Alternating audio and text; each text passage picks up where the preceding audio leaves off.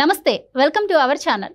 YCP తన 175 assembly నియోజకవర్గాల అభ్యర్థులను ప్రకటించిన విషయం మనందరికీ తెలిసిందే. అయితే పైకి 175 అలాగే 25 పార్లమెంటు స్థానాలను ఒకేసారి ప్రకటించామని గొప్పగా చెప్పుకుంటున్నా కూడా అంతర్గతంగా వాళ్ళలో వాళ్ళకే కుమ్ములాటలు ఉన్నట్టు కనిపిస్తోంది. అయితే తాజాగా రోజా కావచ్చు, అలాగే విడుదల రజనీ కావచ్చు, అలాగే అంబటి రాంబాబు, ఈ ముగ్గురికి కూడా సొంత సామాజిక వర్గం నుంచి అలాగే సొంత పార్టీ నుంచి వ్యతిరేకత వ్యక్తమవుతుంది అన్నట్లు వార్తలు వస్తున్నాయి. సో మరి ఇది ఎంతవరకు నిజం, అసలు వైసీపీ లోపల ఏం జరుగుతోంది, ఇవన్నీ తెలుసుకునే ప్రయత్నం చేద్దాం. మనతో ఉన్నారు senior journalist doctor Durga Vadlamani గారు. నమస్కారం. నమస్తే మా.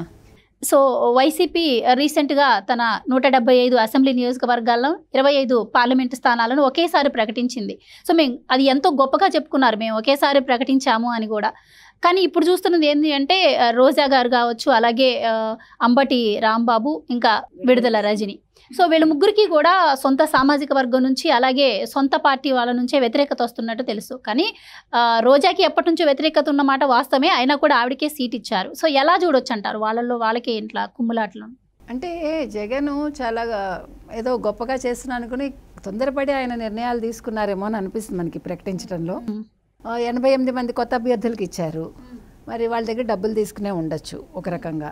ప్లస్ ఏదో నేను ప్రత్యేకంగా చేస్తున్నాను, పాత వాళ్ళకి ఇవ్వకుండా కొత్త నీరు తీసుకురావటం వల్ల నేను ఏదో గెలుస్తాను అని ఒక భ్రమలో ఆయన ఉండొచ్చు. ఇంకా మిగతా వాళ్ళకి ఇప్పుడు కొత్త వాళ్ళు కాకుండా పాత వాళ్ళకి ఇచ్చారు కదా. రీసెంట్గా వచ్చిన లిస్టులో అందరూ పాత వాళ్ళే ఉన్నారు. మీరు చెప్పినట్టుగా రోజాకి అసలు ఏడాదిగా ఇవ్వరనే అనుకున్నారు. ఇంకా లాస్ట్ మినిట్లో గత్యంతరం లేక ఇచ్చి ఉండొచ్చు. అంటే వీళ్ళందరూ వెళ్ళి బతిమాలుకోవటం ఇవన్నీ కూడా చేసి ఉంటారు. లోపల జరిగినవి మనకి బయటకు తెలియకపోవచ్చు, కానీ సీటు కోసం ఎవరైనా ఎంతకైనా దిగజారుతారనేది మనకు తెలుసు రాజకీయాల్లో. ఆ రకంగా జరిగి ఉండొచ్చు. విడుదల రజనీని కూడా తన కాన్స్టిట్యున్సీ కాకుండా వేరే చోట ఇచ్చారు. అంబటి రాంబాబు, వీళ్ళందరూ కూడా ముందు ప్రజల్లో వ్యతిరేకత రావడానికి వీళ్ళ భాష కూడా ఒక కారణం అమ్మ. ఎగ్జాక్ట్లీ. ఆ భాష అనేది ఇప్పుడు మనిషికి ఒక సంస్కారం అనేది ఉండాలి, మామూలు మనుషులకే ఉండాలి, అలాంటిది ప్రజాప్రతినిధులకు ఎంత ఉండాలి? అవును. ఒక పదవి వచ్చింది కదా అని నీకు సీఎం ఏమి దేవుడు కాదు కదా, ఆయన కూడా ప్రజల చేత ఎన్నుకోబడ్డ మనిషి.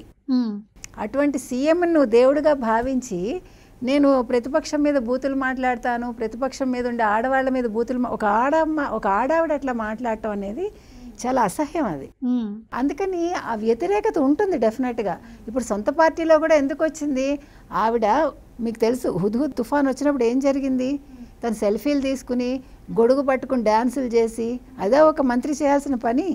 నీ వృత్తి ఏదైనా కావచ్చు, నువ్వు వృత్తిపరంగా నువ్వు జబర్దస్త్ చేసుకో, సినిమాల్లో నటించుకో, నువ్వు ఏదైనా చేసుకో. వృత్తి వేరు, ప్రవృత్తి వేరు మనిషికి.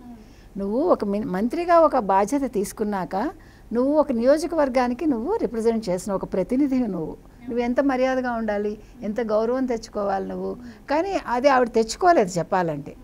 నువ్వు భాష కూడా రాను వైసీపీలో ఎట్లా తయారైందంటే, నువ్వు తిడితేనే నీకు ఈ పదవి ఇస్తాము. ఇక్కడ ఇంకోటి మేడం, మామూలుగా మీరు చెప్పినట్టు రాజకీయ నాయకుడు అంటే అలాగే ఉండాలి, కానీ వైసీపీ పరిస్థితి వచ్చేసరికి అలా ఉండదు అనమాట. ప్రతిపక్ష పార్టీని ఎంతగా తిడితే అంత జగన్కి దగ్గర అవుతారు, వాళ్ళకే సీట్లు వస్తాయి అన్నది కూడా ఒకటి ఉండింది. ఇప్పుడు తిడితేనే మనకి పదవి ఉంటుంది, తిడితే మనకు గుర్తింపు ఉంటుంది, అంతే తప్ప పని చేస్తే గుర్తింపు ఉంటుందని ఎవడో ఆలోచించాల. ఈరోజు నియోజకవర్గాల్లో పని జరగలేదు కాబట్టి ముఖ్యంగా వీళ్ళ ముగ్గురి మీద వీళ్ళకి నెగిటివ్ వచ్చింది. ఎవరి దగ్గర నుంచి వచ్చింది? సొంత పార్టీలోంచి వచ్చింది, సొంత ప్రజల దగ్గర నుంచి వచ్చింది, నియోజకవర్గ ప్రజల నుంచి కూడా. మీకు తెలిస్తే మీరు లోకల్గా వెళ్ళి చూస్తే అసలు ఆవిడ కాకుండా ఉంటే బాగుండని వాళ్ళ నియోజకవర్గంలోనే కోరుకున్నారు నగర్లో రోజా అని తెలుసా మీకు? అసలు లాస్ట్ మినిట్ వరకు ఆవిడకి అసలు పదవి వస్తుందని ఎవ్వడం అనుకోవాలి. అలాగే విడుదల రజనీ మీద కూడా మొన్న ఈ మధ్య ఆరోపణలు వచ్చాయి, ఎవరికో సీట్ ఇప్పిస్తానని కోర్టులో తీసుకుంది, దాని మధ్య సజ్జలే మధ్యవర్తిత్వం వహించారు. అవును. సో ఆవిడ మీద కూడా నెగిటివిటీ ఎక్కువగా ఉంది, ఆవిడకి కూడా సీట్ ఇవ్వద్దని అని వార్తలు వస్తున్నాయి. సో ఏం చెప్తారు? అదే 6.5 కోట్లు ఏదో తీసుకున్నారు అని ఆవిడ మీద వచ్చింది. అది నిజమనే అనుకోవాలి మనం. ఇప్పుడు నిప్పులేందే పొగరాదు కదమ్మా. ఎంతో కొంత వాస్తవం ఉంటేనే ఏదైనా మన మీద ఊరికే ఎవరైనా నింద వేస్తాడా? వేయడు కదా. అన్లెస్ మనం ఏదైనా ఒక అవకాశం ఎదురువాడికి ఇచ్చినప్పుడే వాడు దట్టు సొంత పార్టీ నుంచి వచ్చింది అంటే, ఇప్పుడు వాళ్ళకి పక్కవాడికి ఎందుకు ఉంటుంది నా మీద కక్ష? ఉండదు కదా. ఇప్పుడు నువ్వు ఒక మంత్రివి, నేను ఒక మంత్రిని అనుకోండి, మీరు ఊరికే నన్ను ఏం అనరు కదా సొంత పార్టీలో ఉన్నప్పుడు. అన్లెస్ నేను తప్పు చేస్తేనే మీలో కూడా ఒక ఎవర్షన్ వస్తుంది. ఈ భాష కావచ్చు, డబ్బులు తీసుకోవడం కావచ్చు, ప్రజా వ్యతిరేకత కావచ్చు, ఇవన్నీ కూడా వాస్తవాలే. అందుకనే వాళ్ళ మీద అంత వ్యతిరేకత వస్తుంది సొంత పార్టీలో ముఖ్యంగా జగన్ కూడా వీళ్ళకి ఇస్తాడా ఇవ్వడానికి ఒక భయం ఉండింది. అవును, పాత వాళ్ళందరికీ ఆ భయం ఉండింది. సో ఆయన ఏం చేశాడు, ఇంకా తప్పనిసరి పరిస్థితుల్లో పాత వాళ్ళకి ఇచ్చుకున్నాడు ఆయన, అంతే కదా. ఇప్పుడు నెగ్గుతానా నెగ్గరా అనే ఒక భయం పట్టుకుంది జగన్కి కూడా. అవును, ఎప్పుడు కూడా మనిషి ఎప్పుడు తప్పుటడుగేస్తాడంటే ఎక్కడైనా కూడా మనిషిలో భయం ఎప్పుడైతే వచ్చిందో తన బుర్ర పనిచేయడం మానేస్తుంది ఏ మనిషికైనా. అప్పుడు మనం నిజంగా కరెక్ట్గా వెళ్ళవలసిన దారిలో వెళ్లకుండా తప్పుటడుగులు వేస్తాం, బురదలో కాలేస్తాం.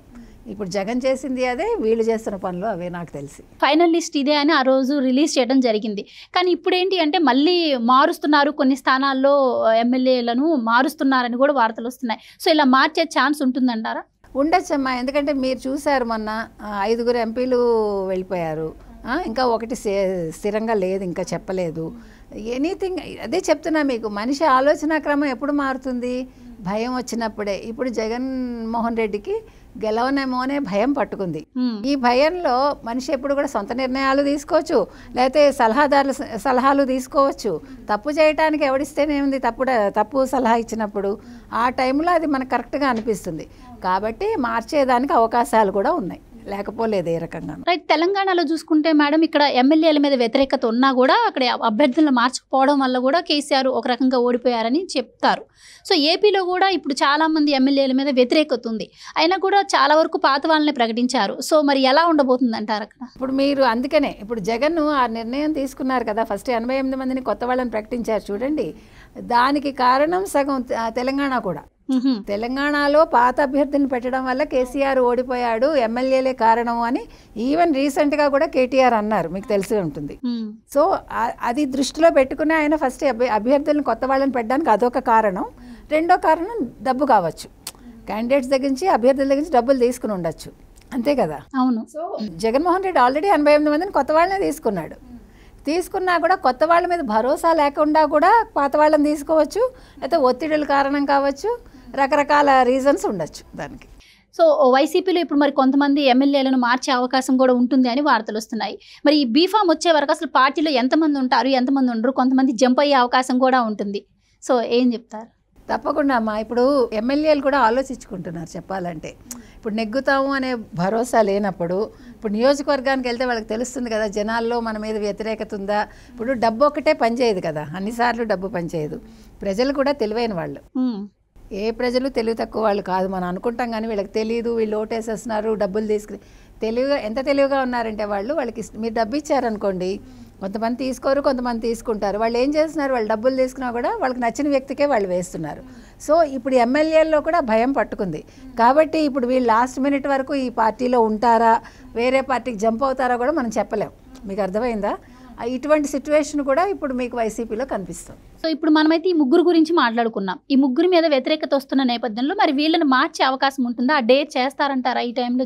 నాకు తెలిసి చేయకపోవచ్చమ్మా. ఇప్పుడు జగన్మోహన్ రెడ్డి ఇప్పుడు పాత వాళ్ళని కాదనుకుని వెళ్ళే స్థితిలో లేడు ఆయన. ఇప్పుడు ఆయనకు కూడా కొంచెం ఇబ్బందిగానే ఉంది కాబట్టి అంత తొందరపడి వాళ్ళని మారుస్తాడని నేను అనుకోను. అది. థ్యాంక్ యూ సో మచ్ అండి. ఓకేమ్మా, నమస్తే.